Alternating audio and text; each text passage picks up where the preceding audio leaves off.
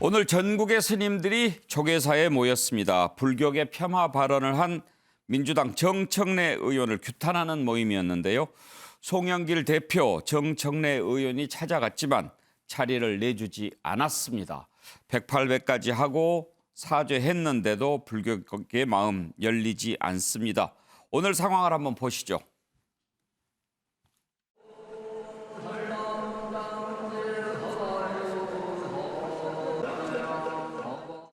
저는 이제 오늘 여기 오라 그래서 이제 오고 있는 중에 그냥 정론관에서 사과문 발표하는 게 좋겠다고 그래서 그렇게 하도록 하겠습니다.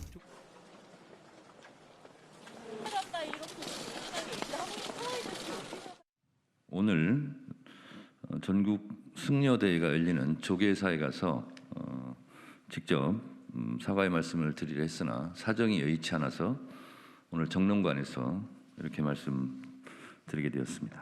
저로 인해 불교계에 심려를 끼쳐드린 것에 대해 참회와 심심한 사과의 말씀을 드립니다.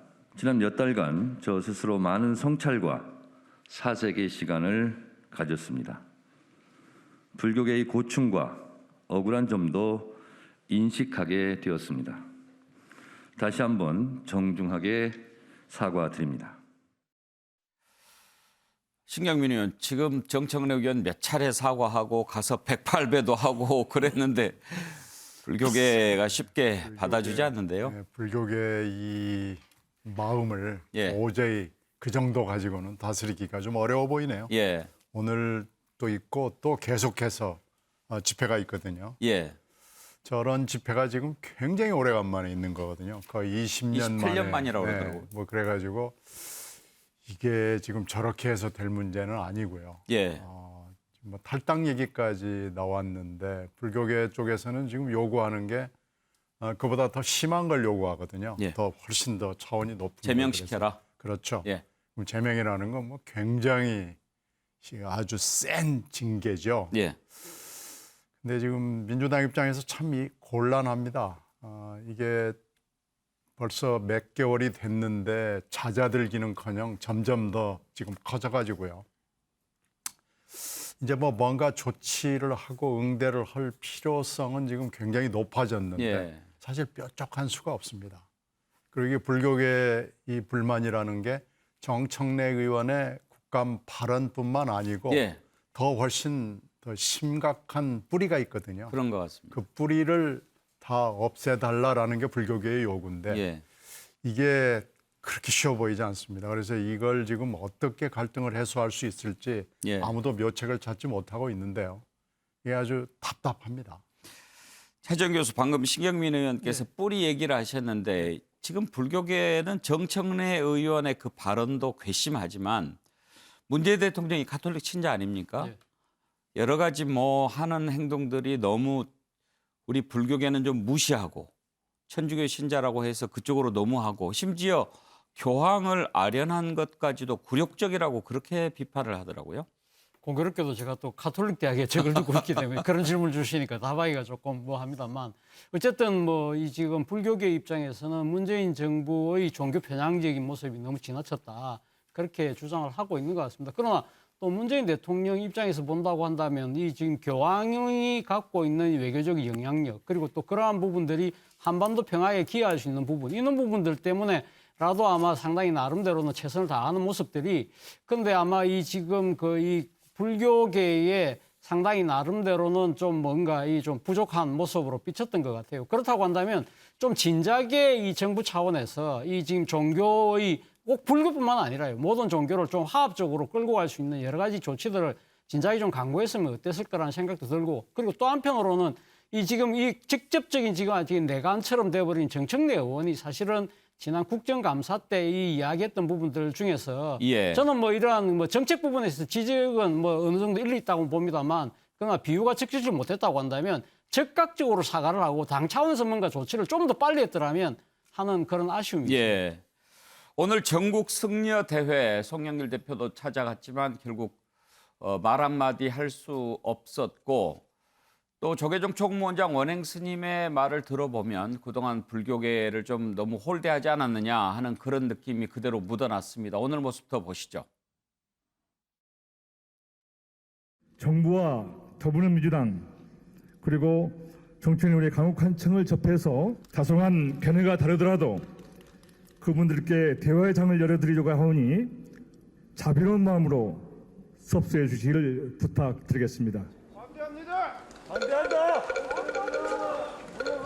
먼저 죄송하다는 말씀을 드립니다. 전국 승려들 이런 사과의 말씀을 할 기회를 주겠다라고 말씀을 주셔서 준비를 했는데 분위기가 이래서 그냥 이 기자님들 앞에서 저희 의사를 표시하고 가는 걸로 하겠습니다. 정태근 의원 현장 상황을 보니까 처음에 조계종에서는 일단 뭐 해명의 기회도 좀 주고 그렇게 하려고 했는데 전국 승려대에 참석하신 분들이 엄청나게 반대를 많이 한 모양이군요. 그렇죠. 조계종 지도부에서는 그래도 뭔가 타협점을 찾아야 되는 것이 아닌가라는 생각을 했을 텐데 지금 이제 조금 전에도 두 분 말씀이 있었습니다만 정청래 의원으로 촉발됐습니다만 기저에 있어서는 문재인 정부가 뭔가 종교 정책에 있어서의 편향등을 보인 거 아니냐. 오늘 구체적으로 오늘 선언문에 보면은 기회는 불평등했고 과정도 불공정했고 결과도 정의롭지 못하다 이렇게 얘기를 하는 거예요. 그러니까 이 문재인 정부의 취임사하고 정반대의 얘기를 지금 하고 있는 것이거든요. 사실 대한민국이 다종교 국가로서 굉장히 평화롭게 진행되고 있기 때문에 정부가 그만큼 종교 정책들을 아주 세심하게 가져갈 필요가 있습니다. 예. 심지어 조금 전에 이제 예를 들면 정책적인 문제를 말씀하셨는데 지금 정청래 의원이 통행세라고 얘기하는 것은 정확히 얘기하면 문화재 구역 입장료거든요. 예. 그 문화재 구역 대부분을 사실은 나라에서 관리하는 게 아니라 지금 사찰에서 관리를 하고 있어요. 그러면 그거에 대해서 일반 국민들이 문제 제기가 있다고 한다면 애시당초부터 그러면 정부가 다른 재원이든지 다른 관리 방안 뭐 이런 부분들 가지고 그동안 충분히 검토할 수 있었는데 마치 이제 말도 안 되는 징수를 하고 심지어는 복위 김선달 얘기까지 하니까 문정부의 이렇게 잘못된 정책들이 이 정청래 의원을 통해서 극대화해서 나타나는 것이 아니냐 이렇게 이제 문제가 제기되는 것이거든요. 예. 그래서 저는 이 문제는 정청래 의원 개인적으로 뭐 탈당을 하고 이런 차원에서 잘 해결이 안 될 것 같고요. 정부에서 근본적으로 그동안 어떤 지점에서 불교가 정부에 대해서 편향됐다고 느끼는 건지 그리고 특히 이 문화재구역 입장료를 포함해서 정책적으로 개선해야 될 점들은 어떤 점인지 이런 점들을 가지고 적극적으로 나서지 않는 이상은 쉽게 해결될 것 같지 않습니다. 예. 자, 지금 패널들의 말씀 들어봤는데 정청래 의원에서 촉발됐지만 불교계는 현 정부가 좀 편향적이다. 종교 정책에 있어서 그런 인식을 갖고 있는 것 같습니다. 어찌됐든 정청래 의원의 국감장 발언이 지금까지 사태를 키운 측면이 있는데 그간의 과정을 한번 영상으로 보시죠. 아니 3.5km 밖에서 매표소에서 표 끊고 통행세 내고 들어가요. 그 절에 안 들어가더라도 내야 돼요. 봉이 김선달도 아니고요. 이런 거는 문화재청이 나서서 해결해 주셔야 되지 않을까 이런 생각이 들고. 심려를 비춰드려서 송구스럽습니다. 오늘 좀 사과를 좀 드리러 왔는데 좀 허락해 주십시오. 저희가 지금 사과 받을 수 있는 또 입장이 아니고 여러 차례 사과 방문에 관해서 지금 상황이 여러모로 좋지가 않으니 다음으로 좀 해달라고 또 말씀을 드렸는데 굳이 오늘 보셔가지고 좀 여러 가지 불편한 점이 없지 않아 있습니다. 저도 이제 불교고등학교 출신으로 부처님께 좀 삼배라도 좀 하게 허락하여 주십시오.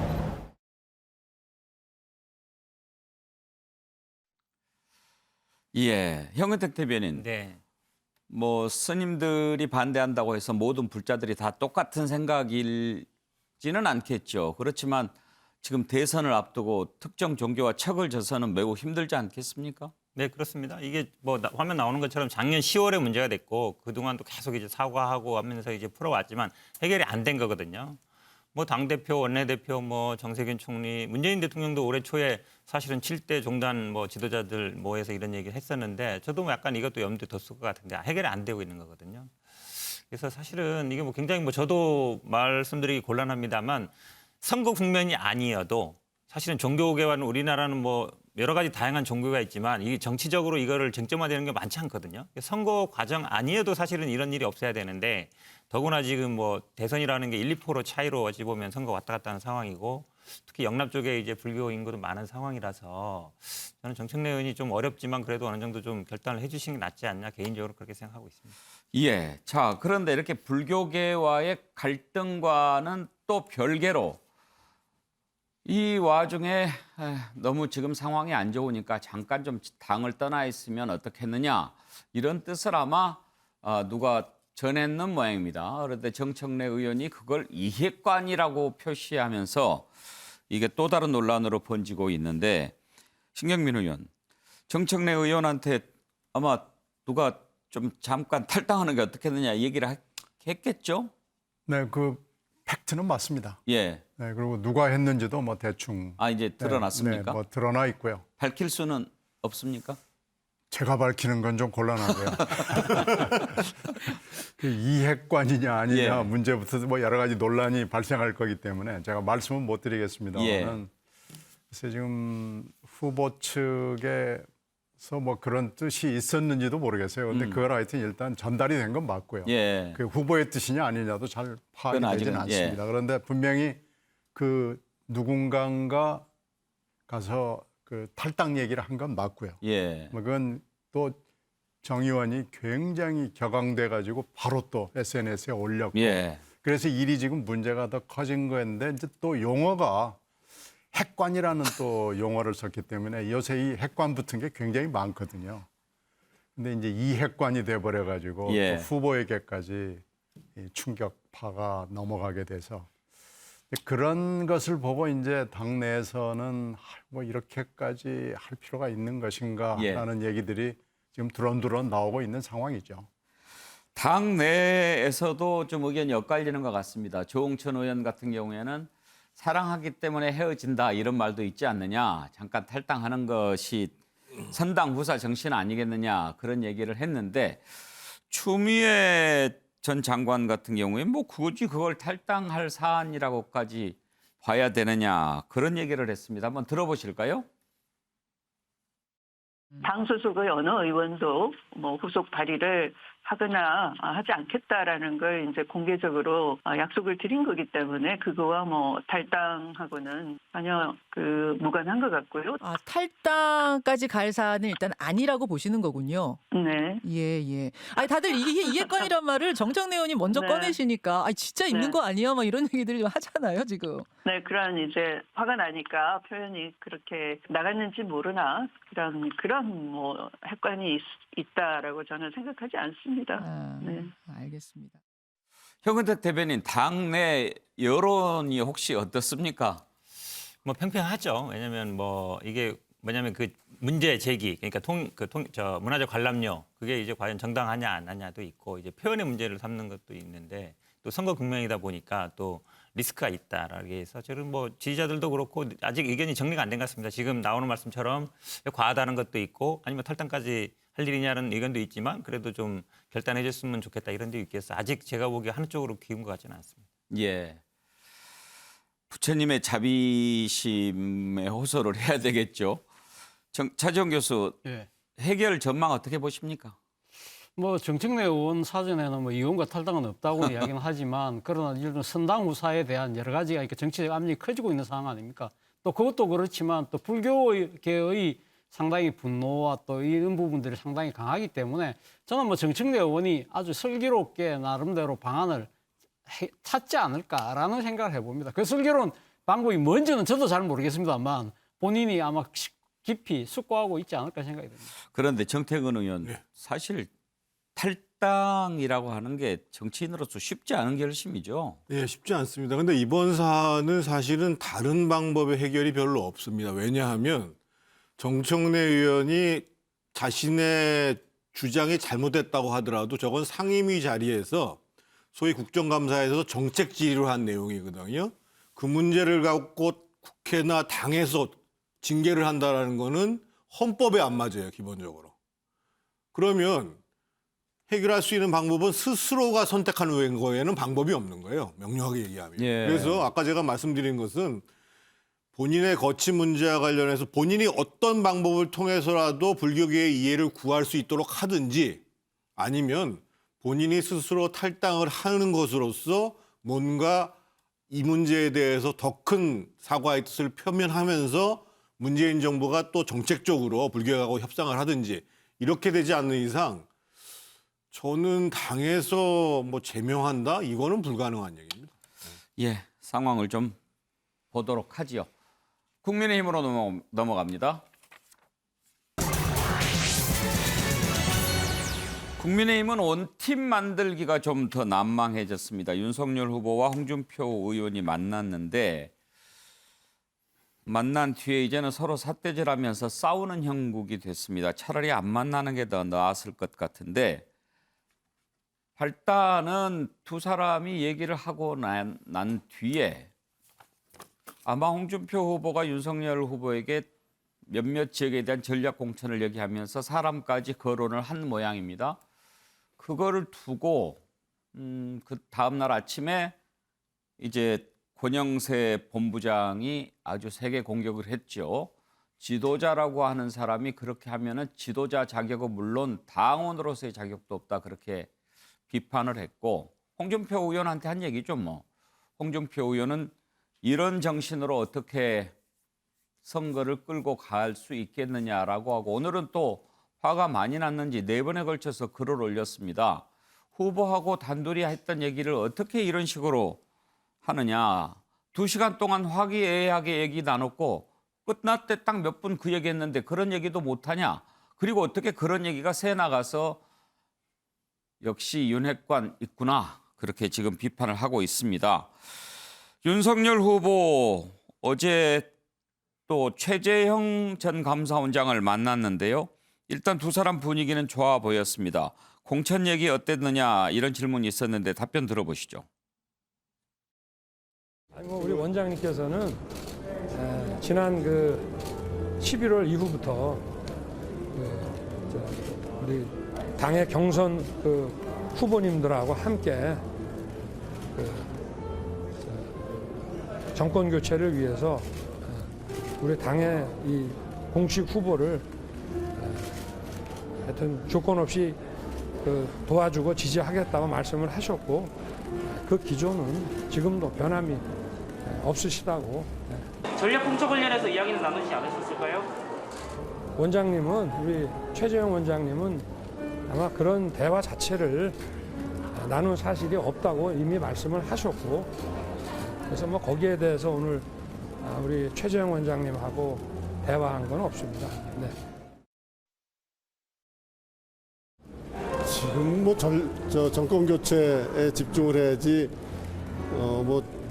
어디 출마를 한다 이런 걸 논할 계제는 아닌 것 같습니다. 정권 교체를 하는데 우리가 온 힘을 집중해야 된다는 종로 출마권은 제가 홍 대표랑 사전에 논의한 사실이 없어요. 근데 홍 대표가 뭐 어떤 뜻으로 그렇게 하셨는지는 제가 정확히 모르는데 뭐 정치를 오래 하신 분이니까 뭐 생각이 있으셨겠죠. 저는 사전에 논의한 건 없어요.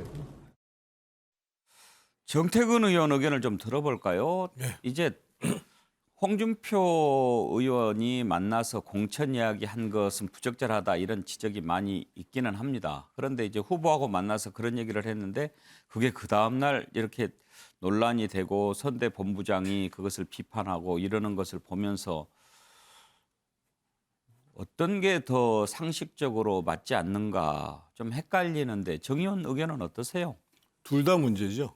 그러니까 저는 선대위 측의 대응도 굉장히 잘못됐다고 보여지고 홍준표 의원도 좋은 문제 제기를 할 수 있었는데 사람까지를 얘기를 하면서 잘못된 것이고 더 큰 문제는 윤석열 선대위, 국민의힘 선대위가 아직도 3월 9일 날 대선을 접하는 전략적 생각들이 없다. 무슨 얘기냐면 지금 5개의 보궐선거가 이루어지는데 그중에서 뭐 100%라고 얘기할 수는 없습니다만 서초하고 대구 그 남동구 같은 경우에는 거의 당선 가능성이 높은 지역입니다. 그렇죠. 그리고 네. 종로는 전략적으로 중요한 지역이고 그러면 실제로 당선 가능성이 높은 서초나 대구 같은 경우에는 무조건 경선을 한다는 원칙이 중요한 게 아니고 실제로 연대를 하거나 영입을 해서 표가 되는 사람들을 데리고 오기 위해서라도 전략적 선택을 할 수 있다. 그래서 선대위에서 이미 사실은 전략적 관점 속에서 5개의 선거구 중에서 예를 들면 안성이나 청주 같은 경우는 지금부터 준비에 들어간다. 그리고 예를 들면 종로 같은 경우에는 가장 경쟁력 있는 후보가 누군지를 찾는다. 그리고 서초나 남구 같은 경우, 대구 같은 경우에는 가장 전략적 선택을 한다. 이런 판단을 아마 하고 있었으면 예. 이게 이런 논란이 안 됐을 거예요. 그런데 저는 홍준표 의원이 일정 정도 자기 사람이라는 측면도 있지만 일정 정도는 전략적 공천이 필요한 지점이다라는 부분도 있었을 거거든요. 근데 거기에 이제 사람이 딱 들어가 버리니까 문제가 된 거고. 그리고 그 문제를 선대위에서 공개적으로 받아친다? 이거는 지금 당내 정치가 안 되고 있다는 걸 극명하게 보여주고 있는 거예요. 저런 문제가 있었으면 사실은 사무총장이든 누가 가서 대표든 가서 홍준표 의원의 생각이 도대체 정확히 뭐냐.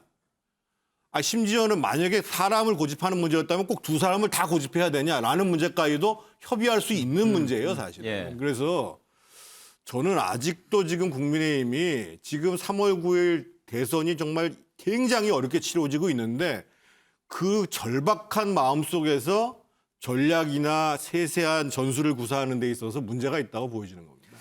신경민 의원, 홍준표 의원이 2가지를 윤석열 후보에게 얘기했다고 글을 올리지 않았습니까? 그러니까 국정 능력, 운영 능력을 담보할 수 있는 것을 보여주고, 그다음에 이제 김건희 씨 관련 처가 쪽에 대해서 뭐 엄단하겠다는 대국민 선언, 이것을 이제 본인은 제시를 했고, 그러면 내가 상임 고문으로 참여하겠다라고 했는데, 이 처갓집 비리 엄단 이 부분에 대해서 윤석열 후보가 아주 불쾌해서 이걸 가지고 꺼리를 삼았다, 그런 분석도 있던데요. 네, 뭐 굉장히 오랫동안 만났고 그러기 때문에 뭐가 잘못된 건지는 사실은 정확하게 알아내기는 힘들지만 그 2번째 부분, 첫 번째 부분도 좀 마음에 거슬렸겠죠. 근데 2번째 부분에 대해서 지금까지 윤 후보가 내놓는 여러 가지 반응을 종합해 보면 기분이 좋을 것 같지는 않아요.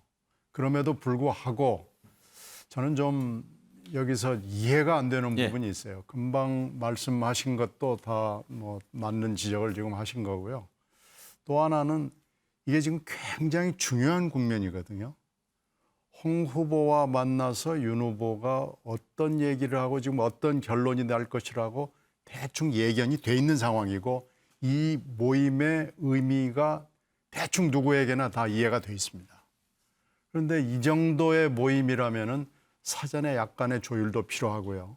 현장에서 나올 이슈들이 뭐 이렇게 있을 거고, 그거에 대한 후보의 이해 내지는 뭐 여러 가지 이해가 있을 텐데 거기서 바로 반응이 있었을 거고, 사후에도 지금 여러 가지 반응이 나올 수가 있는데, 이 3가지 측면에서 전혀 이해할 수 없는 일들이 눈앞에서 또 국민들 눈앞이나 당 내에 있는 사람들이나 뭐 여러 측면에서 이해할 수 없는 일들이 지금 벌어진 겁니다. 그래서 사전에 과연 아무 얘기도 없었고, 현장에서 만약에 이 공천 얘기가 나왔다면 바로 후보의 대응이 있었어야 될 거고요. 종로하고 대구는 조금 다른 것 같습니다. 종로는 아마 아이디어 차원에서 이런 정도의 전략적 측면을 가지고 임해야 된다라는 얘기일 거고, 대구 문제는 약간의 사심이 좀 들어가 있어 보여요. 그렇게 되면 여기서 후보가 바로 정리를 할 수 있고, 어떤 것은 이렇게 이해하고 어떤 것은 이렇게 대응하겠다라는 얘기가 있었어야 되고요. 이것이 그 다음날 아침에 이렇게 터져 나오는 건 정당 생활 내지는 공적인 생활을 해본 사람으로서는 도저히 이해가 가지 않습니다. 그러면은 이해할 수 없다고 말씀하셨는데, 사전 조율이 안 된 채 만났을 가능성이 더 높은지, 아니면 한 걸음 더 나아가서 그런 걸 어느 정도 알고 이걸 역으로 이용할 생각까지 갖고 만났는지, 어느 쪽이 더 가까울까요? 전혀 뭐 쌍방이 다 대비가 안 돼 있었던 거 아닌가 싶은데요. 그래서 이런 중대한 매듭에서 이렇게 엄청난 패착이 나는 건 양측에 다 문제가 있습니다. 예. 이건 정당 내부의 일로 도저히 일어날 수 없는 일이 일어난 겁니다. 두 분 다 쌍방과실이라고 얘기를 하시는데요. 자, 홍준표 후보 권영세 본부장의 그 발언에 대해서 매우 분노했습니다. 방자하다는 표현을 썼지요. 다시 들어보겠습니다. 종로에 최재형 같은 사람을 공천을 하게 되면 깨끗한 사람이고 행정 능력 뛰어난 사람이고 국정 능력을 담보할 수 있는 조치 중에 그런 사람들이 대선의 전면에 나서야지 선거가 됩니다. 공개적으로 그런 식으로 하는 사람, 갈등을 수습해야 할 사람이 갈등을 증폭시키는 그런 사람이 대선을 이끌어서 대선이 되겠습니까? 내부적으로 의논을 해서 정리를 했어야지. 어떻게 후보하고 이야기한 내용을 가지고 나를 비난하고 방자하다. 그건 방자하기 이를 데 없다. 아이고. 예, 자, 상당히 화가 많이 나 있는 모습입니다. 최재형 교수. 예. 윤석열 후보하고 얘기한 걸 가지고 금방 이제 또 선대본에서 그렇게 반박하고 비판하고 지금 이제 어제 하루는 홍준표가 너무 사심이 많았네 이런 분위기가 상당히 좀 많았어요. 맞습니다. 뭐 홍준표 지금 의원 입장에서는 어떻게 보면 정치적으로 뒤통수를 맞은 그런 측면이 분명히 있죠. 그런 측면에서 보면 방자하다고 이야기를 할 수 있는 대목이 분명히 있습니다만 그럼에도 불구하고 왜 이하부정관이라고 아니 오얏나무 아래서는 가끔도 고쳐 쓰지 마라고 그랬는데 본인이 지금 이 종로에 지금 최재형 전 감사원장을 뭐 이야기한 부분은 국정 운영을 담보하는 그런 차원이라고 이야기할 수 있지만 대구에서의 지금 그 특정인을 이야기한 부분은 자기 사람 심는다는 의혹을 충분히 자아낼 수 있잖아요. 그런 측면에서 본다고 한다면 홍준표 의원의 처신도 저는 뭐 결코 적절하지 못했다는 생각이 드는데 저는 그 윤석열 후보의 지금 이번 사태에서 드러난 모습을 보면서 떠올린 사람이 김대중 전 대통령. 김대중 전 대통령이 하신 중요한 이야기가 정확하게 떠올랐는데요. 지금 김대중 대통령이 정치를 하는 사람 뭐라고 이야기했습니까? 서생적 문제의식을 가져야 된다고 그랬거든요. 그러니까 윤석열 후보가 이런 식의 그러니까 중요한 공천을 놔둬놓고 특정 개인하고 이렇게 밀실에서 이야기하고 거래를 받는 듯한 모습들은 안 된다. 원칙을 갖고 공천해야 된다는 부분은 서생적 문제의식이 맞아요. 그런데 또 정치인한테 필요한 건 상인적 현실 감각이 필요하다는 거예요. 그렇다고 한다면 홍준표 의원이 저런 이야기를 했을 때 그럼 내가 어떻게 해야 될 것이냐를 본인이 혼자서 고민을 하여서 나중에 여차여차해서 이런 문제 때문에 안 된다고 그럽니다. 이거는 이렇게 다 한번 협의를 해보시죠. 이런 식으로 문제를 풀어나갔어야지 이걸 나는 잘 모르니까 판단이 안 쓰니까 측근들한테 이야기 물어볼 수는 있어요. 물어볼 수 있지만 그 부분에 대한 결론은 본인이 풀어야 되는데 측근이 나서서 그걸 갖다가 공격을 하는 형태가 되니까 이거는 정말 상인적 현실 감각하고는 너무 떨어진다. 그런 측면에서 정치 초보로서의 한계를 드러낸 한 장면이라는 생각이 듭니다. 이렇게 홍준표 후보의 거센 반발에 대해서 김재원 최고위원 해프닝일 수 있다 이렇게 얘기하면서 다시 손을 벌리면 잡아줄 수 있을 것 같은 기대를 나타냈지만 홍준표 후보 오늘 올린 글들을 보면 확실하게 선을 긋는 모습입니다. 돌아올 것 같지 않아 보이는데요. 김재원 최고 얘기를 들어보시죠. 홍준표 의원이 그 얘기 듣고 방자하다, 방자하기 이를 데 없다 이렇게 얘기하셨거든요. 이 반응은 어떻게 이해 가십니까? 홍준표 의원은 조금 세게 말씀하시는 분이거든요. 평소에 뭐 말씀하시는 틀어 보면 그냥 뭐 평소 말씀이시고 별로 그것을 갈등을 유발한다거나 그 정도의 사안은 전혀 아니라고 봅니다. 자연스럽게 해결될 사안이라고 보고 있습니다. 어쨌든 홍준표 의원께서 우리 당의 윤석열 후보를 돕는 그런 과정에서 나오는 작은 해프닝이라고 보여지고요. 곧 이 문제는 곧 정리하고 홍준표 의원도 이제 윤석열 후보를 돕는 대열에 앞장서실 거라고 기대하고 있습니다. 알겠습니다. 예, 김재원 최고위원 저렇게 얘기하면서 실제로 그런 기대 가지고 있을지는 궁금합니다. 아무튼 홍준표 후보 갈수록 멀어지는 분위기인데 김종인 전 총괄 선대위원장 굳이 뭐 원팀 할 필요 없다라고 하면서 약간 윤석열 후보에게 힘을 실어주는 듯한 발언을 했는데 들어보시죠. 그러니까 사실은 지나치게 무슨 원팀 이런 생각을 할 필요가 없어요, 후보가. 후보는 사실은 자기 자신의 확신을 갖다 가지고 내가 국민의 지지를 받는다고 얘기를 하는 거지. 예. 뭐 어느 특정인에 대해서 뭐 의존을 해가지고 그 사람에게 도움을 받겠다는 이런 생각은 애초에 안 하는 것이 나는 현명하다고 생각해요.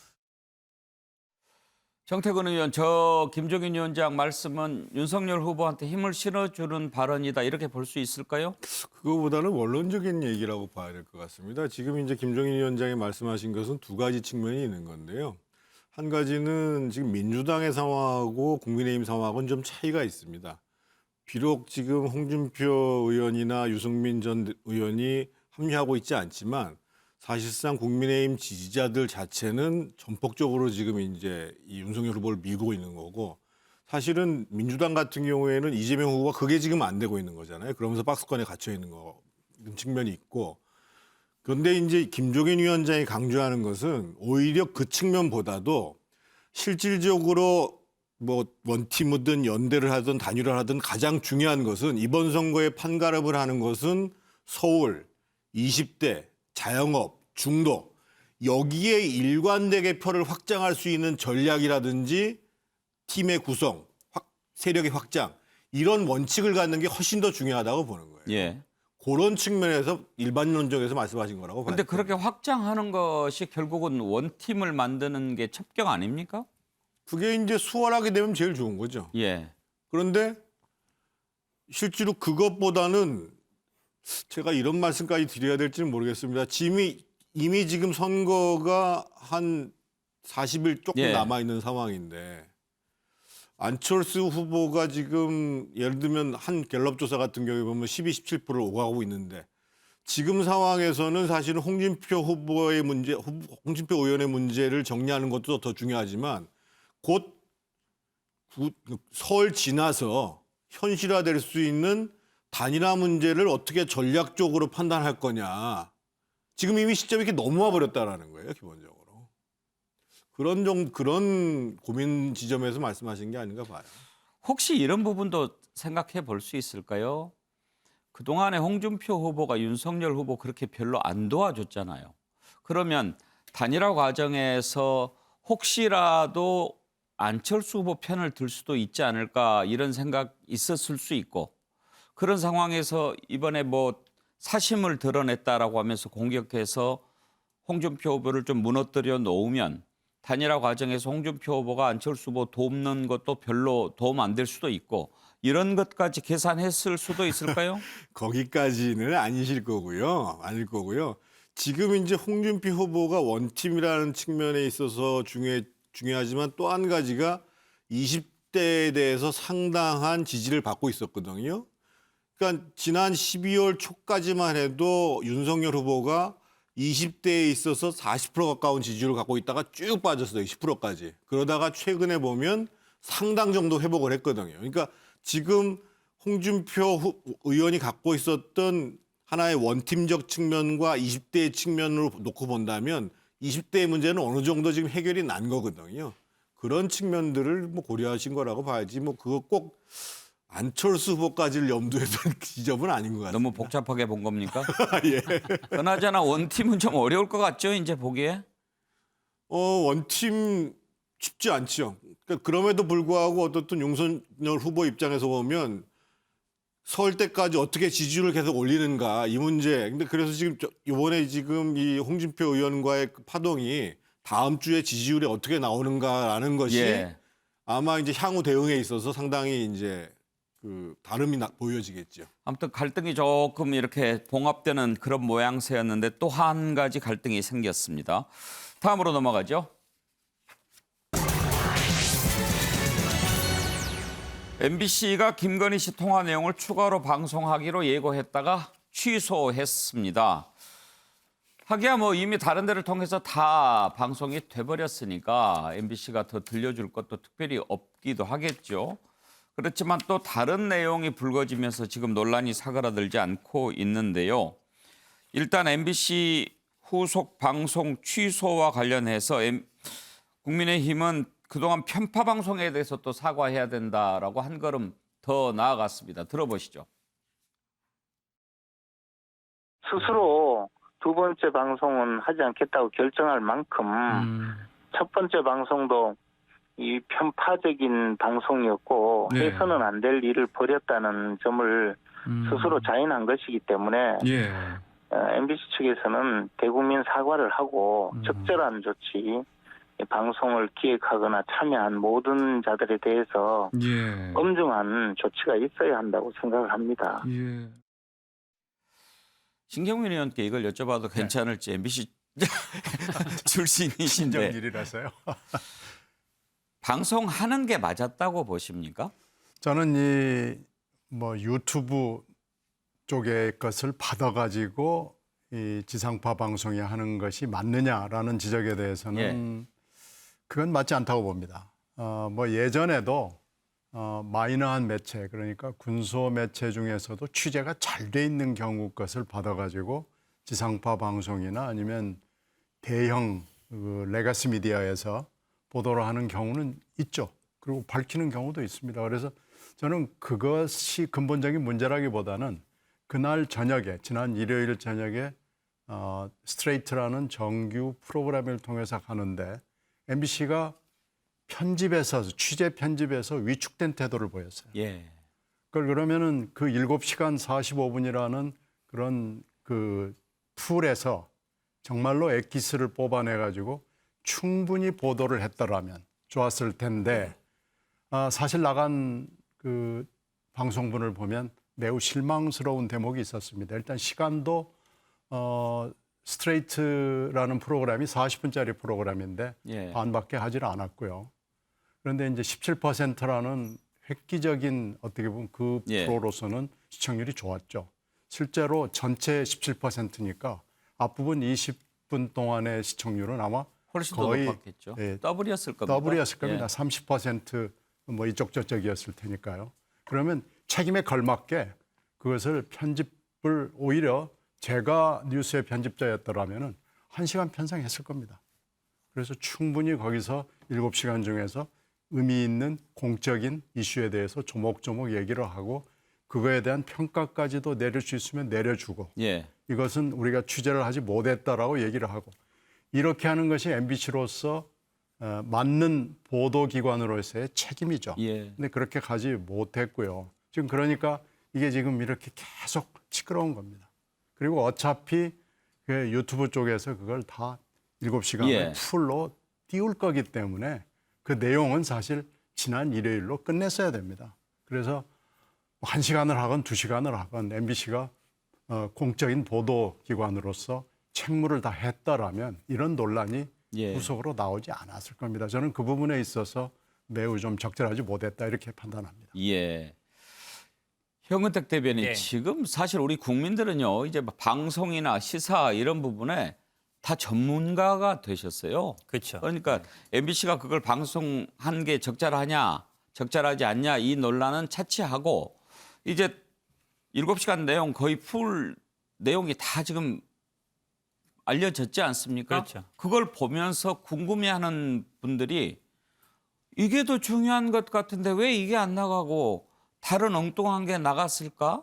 그렇게 생각하는 사람들이 참 많아요. 저는 저 신경민 의원 말씀에 동의하는 게 왜 그러냐면 너무 제가 보기에 법원 판결이나 가처분에 너무 신경을 많이 쓴 것 같아요. 왜 그러냐면 9가지 걸었는데 5개는 스스로 포기했잖아요. 2개는 하라 그랬고 2개는 하지 말라 그랬고 사실 할 게 없는 거예요. 만약에 그걸 그대로 받아서 아마 최종적으로 뭐 법률팀에 뭐 검토를 받았겠지만 사실은 법적으로 하게 되면 방송을 할 게 없습니다. 오히려 처음부터 이렇게 했을 때는 그냥 뉴스데스크에 몇 꼭지로 보냈으면 됐을 거예요.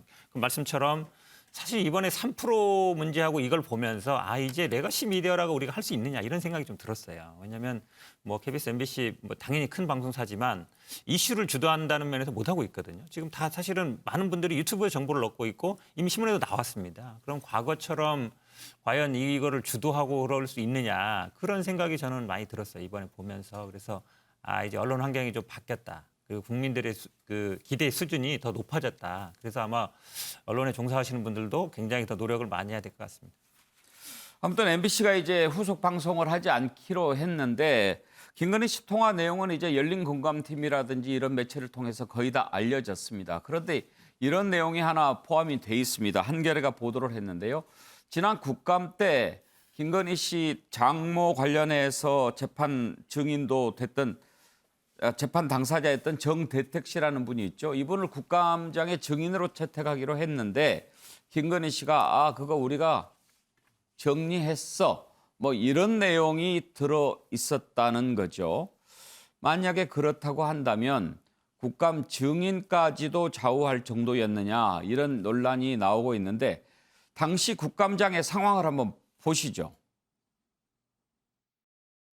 조금 전에 말씀드린 정인의 경우에는 현재 검찰에 출석해서 수사를 받고 있는 상황이기 때문에 오늘 이 경찰청 국감에서 여야 간사 간에 합의한 대로 정대택 정인을 제외해 줄 것을 요청합니다.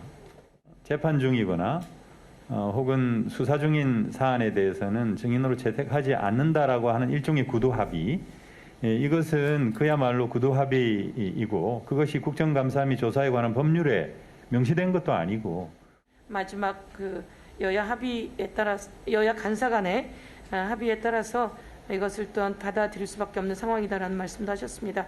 그러면 정대택 증인에 대한 출석 여부를 철회하도록 하겠습니다. 차정 교수, 이제 저 부분이 과연 김건희 씨가 정리를 해서 저렇게 된 거냐 하는 논란인데 어떻게 보십니까? 정대택 씨가 주감 증인으로 그러니까 채택이 불발됐을 때 많은 사람들, 그러니까 이 지금 또 이 정치권을 지켜보는 전문가들의 입장에서도 상당히 아마 윤석열 후보 측의 입김이 작용했을 거라는 건 뭐 누구나 다 미루어 짐작할 수 있었는데 김건희 씨가 저렇게 자신 있게 우리가 취소시켰다고 할 정도로 저런 식으로 개입을 구체적 개입 사실을 이야기한 부분에 대해서는 저는 뭐 윤석열 후보 측에서 이 부분에 대해서 상당히 좀 뭐랄까요, 조금 입장 표명이 있어야 되지 않을까 하는 생각이 듭니다. 지금 사실 국정감사라는 것은 국민의 대의기관이 행정부를 상대로 해서 여러 가지 그러니까 국정 운영에 대한 부분을 지금 그러니까 따져보는 장소인데 이런 부분들에 대해서 여야 의원들 필요했던 그 정인을 어느 특정의 그러니까 이 정치인의 유불리 때문에 만약에 그것을 했다고 한다면 이런 부분에 대해서는 공정과 정의를 이야기하는 윤석열 후보 입장에서는 이 부분이 정확하게 어떻게 됐는지 부분에 대해서 아마 저는 입장 표명이 있어야 되지 않을까 하는 생각이 듭니다. 정태근은요, 사실 확인은 매우 어려울 것 같고 정 의원 보시기에 김건희 씨가 허세를 떤 것 같습니까? 아니면 실제로 그랬을 것 같습니까? 허세지요. 저는 한마디로 허세라고 봐요. 그러니까 저 인터뷰 대화 녹에 보면 뭐 캠프의 인사를 자주우지하는 것부터 시작해가지고 마치 자신이 이제 뭔가 굉장히 이제 그 결정적인 역할을 하는 것처럼 그런 스타일인 거는 분명한 것 같고, 아니 작년 국감 상황이 어떤 상황이에요? 예를 들면 대장동 특검 관련해가지고 그 이재명 후보 주변에 있는 사람 한 사람이라도 지금 증언 나오는 거 봤어요.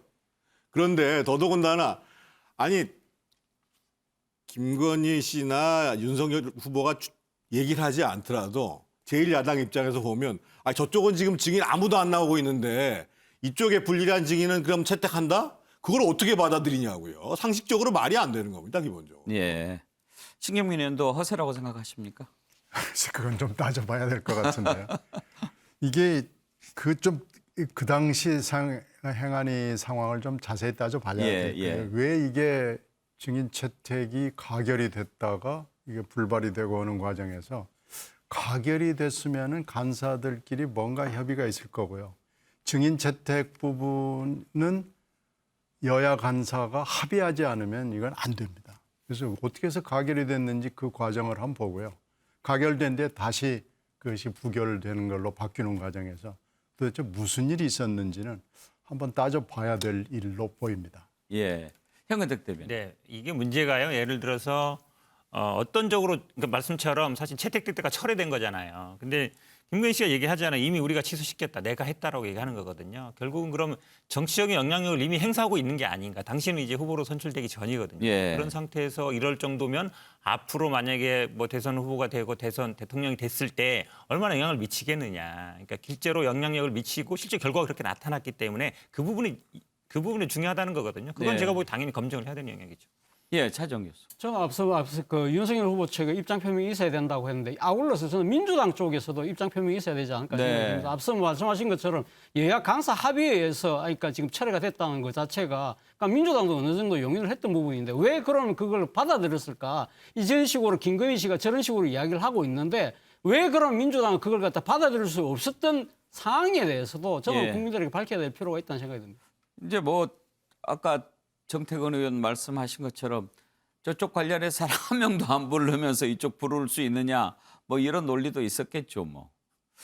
자, 아무튼 이런저런 얘기들이 많이 나오는데 우리가 방송을 통해서 처음 김건희 씨 통화 내용을 듣고 좀 놀란 부분이 몇 가지 있었죠. 그러니까 그동안 생각했던 김건희 씨에 대한 이미지와 많이 달랐다 하는 것을 느낀 분들이 많았습니다.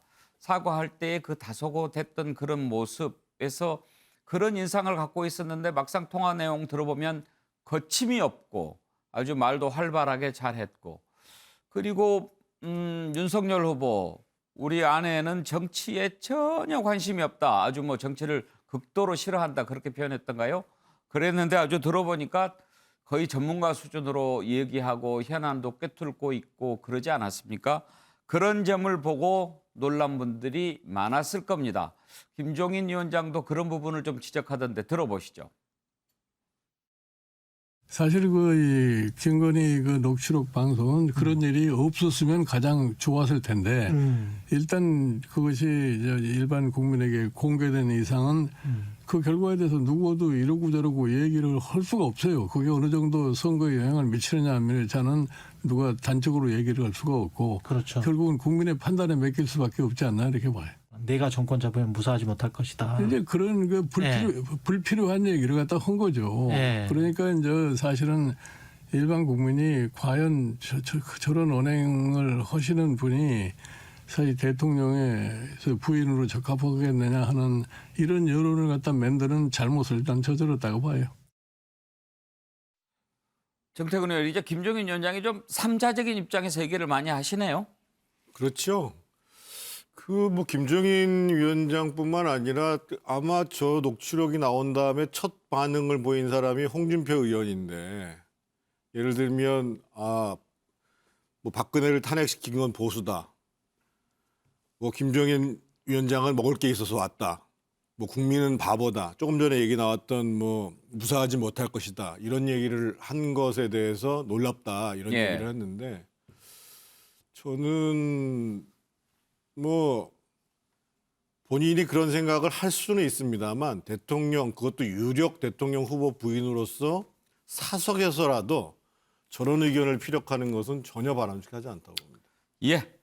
자, 이런저런 논란 속에 이번 주 대선 주자들의 여론조사 지지율 매우 궁금합니다. 한번 살펴볼까요? 자, 당내 문제도 있었고 무엇보다도 이번 주는 김건희 씨 통화 내용 방송한 것이 여론조사에 반영이 포함이 좀 됐을 거고요. 그리고 또 이재명 욕설도 그러면은 방송해라. 국민의힘의 이런 요구 이런 것들이 있었던 한 주였습니다. 세 가지 여론조사를 살펴보겠습니다. 한국갤럽, KBS가 한국리서치에 의뢰한 것 그리고 MBS 전국지표조사입니다. 한국갤럽 조사부터 보죠. 이재명 후보가 34, 윤석열 후보 33, 안철수 17. 이재명 후보가 3%포인트 빠졌고 윤석열 후보가 2%포인트 올랐습니다. 안철수 후보가 17%, 여전히 17% 유지하고 있습니다. 그리고 한국리서치 조사는 이재명 후보 34.5, 윤석열 후보 33.0, 안철수 후보 12.9인데요. 역시 여기에서도 이재명 후보가 4.6%포인트 빠졌고 윤석열 후보는 7%포인트가 올랐습니다. MBS 조사 이재명 후보와 윤석열 후보 한국갤럽과 똑같습니다. 다만 안철수 후보가 12%로 나왔는데 갤럽과 MBS는 거의 비슷하고 뭐 한국 리서치와 윤석열 다른 조사도 거의 비슷한 수준입니다. 이게 대체적인 흐름이다. 물론 이것과 다른 조사도 있었는데요. 너무 들쑥날쑥한 조사 보여드리면 혼란스러울 수 있으니까 이 정도만 보겠습니다. 추이를 보는 것이 가장 중요하다고 말씀드렸죠. 갤럽 조사를 보면 이재명 후보 지금 한 달 동안 거의 변화가 없습니다.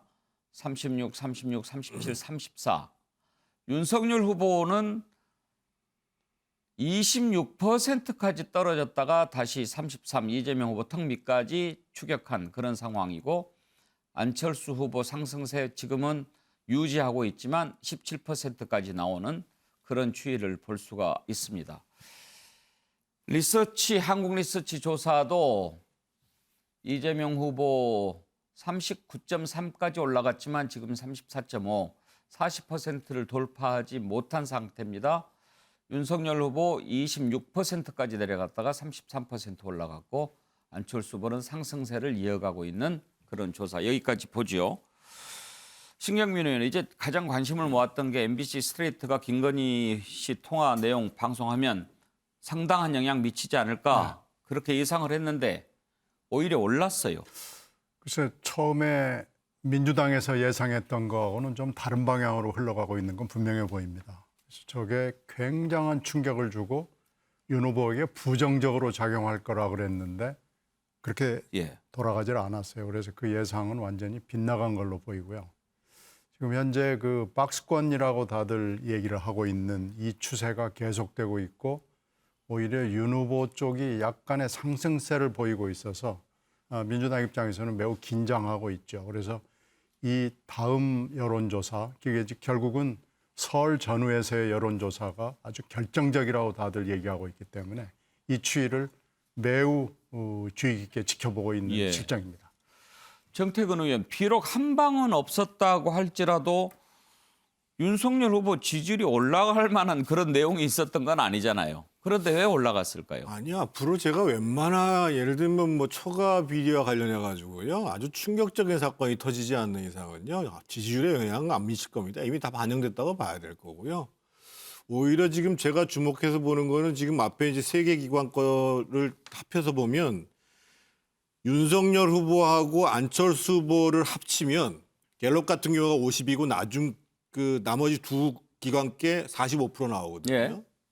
근데 대략 지금 정권 교체를 바라는 유권자 비율은 57%에서 55%가 나와요. 근데 결국은 전체적으로 보면 이 국면이라는 것은 정권 교체를 바라는 유권자들이 전체적으로 회복되고 있는 지점이고 그 지점에서 윤석열 후보도 조금 회복이 된 거라고 보여지는 것이고 아마 민주당이 정말 아픈 거는 이 전체 정권 교체를 바라는 사람들의 지지율이 계속 늘어나고 있는데 막상 이재명 후보 지지율은 완전히 박스권에 갇혀 있거나 조금 내려가 있는 상황이라는 것이죠. 그래서 제가 봤을 때는 심지어는 이 추세가 유지되면 단일화를 하지 않아도 이재명 후보가 어려운 거 아니냐라는 위기의식을 민주당에는 갖게 될 거예요, 기본적으로. 그리고 야권에서는 그래도 확실하게 이기기 위해서는 단일화가 필요한 것이 아니냐. 그러니까 실제로 설을 지나서 윤석열 후보가 이재명 후보를 어느 정도 격차로 벌리느냐. 이게 이제 설 지나서 선거 구도를 결정하는 데 결정적 요인이 될 겁니다. 현근택 대변인, 민주당에서는 박스권이라는 표현을 쓰지 말자 이랬다면서요? 뭐 공식적으로 뭐 그런 건 아니고 아마 저도 언론 보도를 봤는데 사실은 이제 뭐 말씀처럼 지금 설 직전에 아마 여론조사가 굉장히 중요하다고 봅니다. 한 달 조금 더 남은 상황이기 때문에. 근데 마치 보면 앞에도 우리가 다룬 것처럼 윤석열 후보 측의 어쨌든 리더십, 정치력 원팀이 언제 나오냐 이렇게 지지율 오를 때 꼭 나오더라고요. 지난번에 지지율 아주 좋을 때 나왔다가 이제 약간 이제 혼란이 되면서 지지율이 떨어졌었거든요. 저는 뭐 스트레이트 보도보다는 오히려 무속 논란이 오히려 좀 더 클 수 있다라고 봐서 그 두 가지 부분, 홍준표 의원이라든지 아니면 지금 무속 논란 같은 것들이 영향을 미칠 수 있다고 보고 있고 저희들도 뭐 아마 이제 수도권에 집중하고 있거든요. 이번 주말도 이제 수도권 뉴스에 집중하고 있어서 지금 뭐 수도권이 결국은 아마 부동산 공급 대책도 내놓으려고 준비하고 있습니다. 차정 교수, 예. 김건희 씨 통화 내용이 방송이 됐지만 윤석열 후보 지지율이 더 올라간 것도 상당히 좀 주목할 만한 부분인데 또 한 가지 주목되는 부분이 윤석열 후보 지지율이 반등세를 보이고 있는데 안철수 후보 지지율이 빠지지 않고 있다는 겁니다. 예. 이 부분은 어떻게 봐야 될까요? 일단 뭐 정권 교체에 대한 그러니까 나름대로의 확신 뭐 이런 부분들이 점점 더 커지고 있는 것이 아닐까. 그리고 또 한편으로는 이 지금 안철수 후보의 지지의 반등세 중에는요. 아마 지금 이재명 후보에 대해서 나름대로 기대를 걸고 있던 중도표들이 이제는 약간은 조금 이재명 후보의 승리를 좀 확신하기 힘들다. 내지는 또 이재명 후보에 대한 약간의 실망 이런 부분들 때문에 지금 안철수 후보의 그 지지율에 반영되는 그 퍼센테이지가 제법 잡히고 있는 것이거든요. 제가 생각했을 때는 지금 현재 나오는 지지율을 본다고 한다면 저는 그야말로 좀 민주당이 상당히 위기의식을 느껴야 되는 상황이 아닐까라는 생각이 듭니다. 그동안 뭐 지금 그 국민의힘이 상당히 당내 내용도 있었고 그리고 또 뭐 김건희 씨의 리스크가 있었음에도 불구하고 이재명 후보가 이를 왜 반등을 못하고 있는가. 그 근본 원인을 지금 심각하게 고민해야 될 지점이 아닐까. 그중에서 상당 적지 않은 표수가 지금 안철수 후보에게 가고 있다고 생각을 한다면 말이죠. 예. 안철수 후보 지지율이 이렇게 나오면서 이제 단일화 얘기 계속 나올 수밖에 없는 상황이 됐습니다. 뭐 계속 잘 나오면 끝까지 완주할 수도 있겠지만 아무튼 야권 후보의 단일화는 이번 대선의 최대 변수가 되고 있는데 단일화와 관련된 여론조사를 살펴보면 윤석열 후보와 안철수 후보 간의 단일화 필요하다 필요하지 않다 팽팽합니다. 필요하지 않다는 여론이 좀 더 많이 나왔는데요. 다만 정권 교체를 원하는 여론층 내에서는 필요하다가 훨씬 더 높았습니다. 그러면 누구로 단일화하는 것이 더 좋겠는가 하는 질문에 대해서는 안철수 후보로 단일화하는 것이 더 좋겠다라는 의견이 많았습니다. 48.1대 39.4. 그렇지만 정권 교체를 원하는 사람만을 대상으로 했을 때는 윤석열 후보가 훨씬 더 높게 나왔습니다. 만약에 단일화 협상에 들어갔을 때 또 역선택 조항을 놓고 이런저런 싸움이 예상되는 대목이기도 합니다. 가상 대결도 있죠. 가상 대결을 했을 때 누가 더 유리한가? 이재명 후보, 윤석열 후보로 놓고 봤을 때 윤석열 후보가 42.1대 38.0으로 오차범위 안에서 이기는 걸로 그렇게 나왔지만 안철수 후보로 단일화됐을 때는 17% 이상, 17%포인트 이상 압도적으로 이기는 걸로 조사가 됐습니다. 이런 걸 놓고 보면 또 앞으로 단일화가 이루어진다고 하면 어떻게 문항도 만들고 어떤 식으로 조사를 할지도 매우 복잡한 문제가 될 겁니다. 김종인 위원장 오늘 얘기를 많이 들어보는데 단일화와 관련된 발언을 들어볼까요? 결국은 안철수 후보와 윤석열 후보의 단일화 논쟁이 제대로 되려고 할 것 같으면 안철수 후보의 지지도가 한 18% 이상까지는 올라가지 않으면은 그 단일화 얘기가 좀 이루어지기가 힘들지 않겠나 이렇게 봐요. 그리고 사실은 윤석열 후보의 경우에는 단일화를 하든 안 하든 내가 당선될 수 있다는 그런 방향으로 선거를 끌고 가려고 노력을 해야 되는 거라고는 봐요.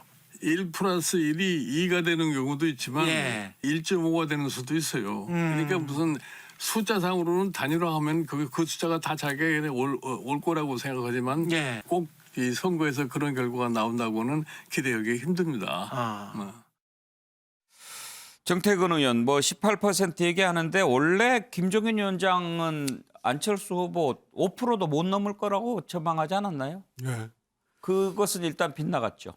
그렇죠. 거기에 이제 가장 큰 요인이 발생한 게 이제 이 윤석열 후보가 빠지면서 그리고 이제 이재명 후보는 계속 퍼주는 공약들을 계속하면서 그래도 뭔가 포퓰리즘적 공약을 얘기하지 않는 그 안철수 후보한테 일정 정도 지지율이 형성이 된 거거든요. 그래서 18%라는 거는 제가 보기에 상징적 의미인 것 같고요. 결국은 윤석열 후보가 3자 구도에 있어서도 우선적으로 이재명 후보를 압도할 수 있는 지지율을 회복하는 것이 중요하다. 이런 얘기를 한 건데 예. 지금 단일화 문제와 관련해서 지금 다들 자꾸만 그 윤석열, 안철수만의 단일화를 얘기를 하는데요. 예. 저는 이재명 후보가 단일화 얘기할 수도 있을 거라고 봐요. 누구하고요? 안철수 후보한테요. 오. 아니 이재명 후보가 안 된다고 생각하면 내가 5대5로 공동정부 구성할게. 단일화하자. 얘기 못할 게 뭐 있어요. 그러니까 지금 사실은 안철수 후보가 앞선 여론조사를 보면 17%에서 12%를 각 유지하고 있는데 이게 굉장히 무서운 게요. 윤석열 후보 쪽에서 얘기를 하든 안 하든 이미 그 정도의 지지율을 유지할 수 있다고 한다면 이재명 후보 입장에서 봤을 때는 도저히 1대1 구도로 안 된다? 그럼 나 정권을 반을 나눠 가질 거야. 우리 연립정 구성해. 너는 충분히 할 수 있을 거라고 봐요. 예. 그래서 지금 오히려 안철수 후보는 계속 완주한다. 이렇게 예. 얘기할 수 있는 근거가 생기는 거거든요. 그렇게 뭐 보면은 안철수 후보는 꽃놀이 팬데 지난번에 이재명 후보 인터뷰할 때 안철수 후보하고 단일화 생각도 있느냐고 물어보기는 했습니다. 그랬는데 답은 좀 흐리긴 하던데 신경민 의원 그럴 가능성도 있다고 봐야 할까요? 뭐 정치는 모르니까. 정치는 상상력입니다. 그래서 금방 정 의원 말씀하신 것은 가능합니다. 지금 단일화 그러면은 윤한 단일화만 생각하는데 이한 단일화가 왜 생각할 수 없죠? 그리고 이미 여의도에서는 상당히 이런 가능성에 대해서 여러 가지 얘기들이 오고 가고 있고요. 그렇습니까? 네, 제가 여기서 팩트를 말씀드리기는 어렵습니다만은 윤한 단일화만 단일화가 아닙니다. 오늘 너무 팩트를 많이 얘기를 안 해주시는 것 같습니다. 그래서 뭐 하여튼 정치는 상상력의 영역이다라는 말씀드리고요. 이게 지금 안철수 후보의 그럼 지지도는 도대체 어디서 나오는 거냐라는 것들이 있는데 이것도 사실은 따지고 봐야 될 대목이고요. 예. 이것은 아마 이제 지금 추이로 봐서는 유지가 될 수 있고 17이냐 18이냐 19냐라는 건 중요해 보이지는 않고요. 지금 김종인 위원장께서 18%라는 말씀을 하셨는데 그 숫자는 그렇게 중요해 보이지는 않습니다. 따라서 만약에 안철수 후보의 지지도에도 여러 가지 지금 변화가 있을 수도 있고요. 올라갈 수도 있고 내려갈 수도 있으니까요. 예. 이 변화도 중요하고 더 중요한 문제는 이 후보와 윤 후보의 지지도 추이죠. 이 추이에 따라서는 무슨 일이 일어날지 남은 40여 일 동안에 아무도 짐작할 수 없는 일이 일어나는 것이 가능합니다. 예.